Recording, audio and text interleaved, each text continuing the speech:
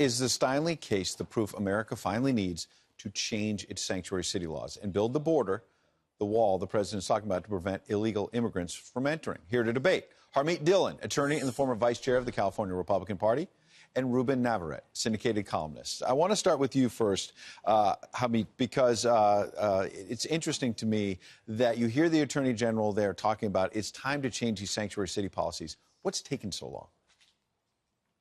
Well, California has been coddling sanctuary criminals for many years now. In fact, we're turning into an actual sanctuary state on January 1st, thanks to recent legislation.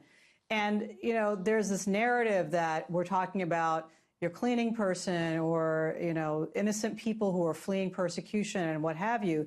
That might have been the case in the 1980s when the sanctuary city policies first came into vogue in this country. We had civil wars going on in Central America. But today, you know, we have NAFTA, we have better economic conditions in Mexico, and these are really economic migrants. And again, most of them are not criminals.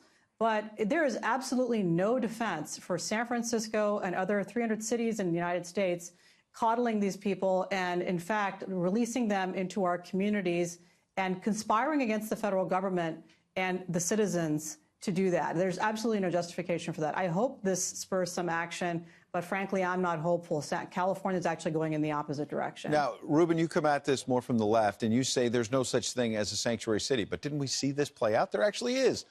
There are sanctuary cities, and the one in San Francisco, it's disgusting what's happening right now. How can you say that there are no sanctuary cities?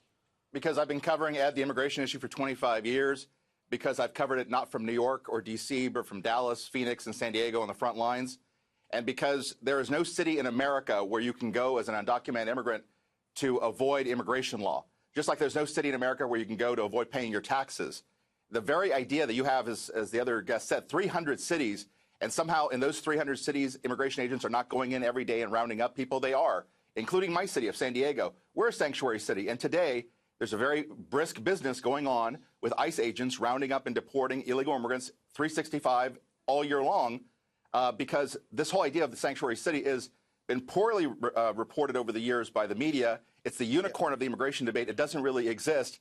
It's a fiction created by the left to pretend somehow that localities can push the federal government around and tell it what to do. It's never been that way. But pick up a history book. It's never been that way. But you say deportation doesn't work because, as we saw in the Steinle case, people just keep coming back. Doesn't that prove we need a wall? Doesn't that prove we need tougher illegal immigration laws? Well, I can only tell you this. I've been down to the border many times. I've talked to to Border Patrol agents, supervisors, and people on the line. They've never once asked for a wall. They asked for things that aren't so sexy and don't look good on bumper stickers, like better roads, better surveillance, tunnel detection equipment. We ought to give them all of that. We ought to give them what they want. The idea of a wall, though, people go over, around, and under these barriers, and there'll always be an opportunity to get around them. So say the Border Patrol agents. What do I know? I'm just listening to the cops with the badges and the guns. They're the real experts. Harmeet, what about the employers? Last question here. What kind of role should they be playing? What responsibility do they have? Well, obviously, the employers who employ the illegal aliens are a problem, but they're not the main problem here with regard to this type of a crime wave. You know, the United States federal government has not been enforcing the E-Verify laws and the other laws that prevent employers. And here in San Francisco, just to talk back to reality, you can't go to any restaurant in this city and get a meal without it having been touched by somebody who's here without authorization.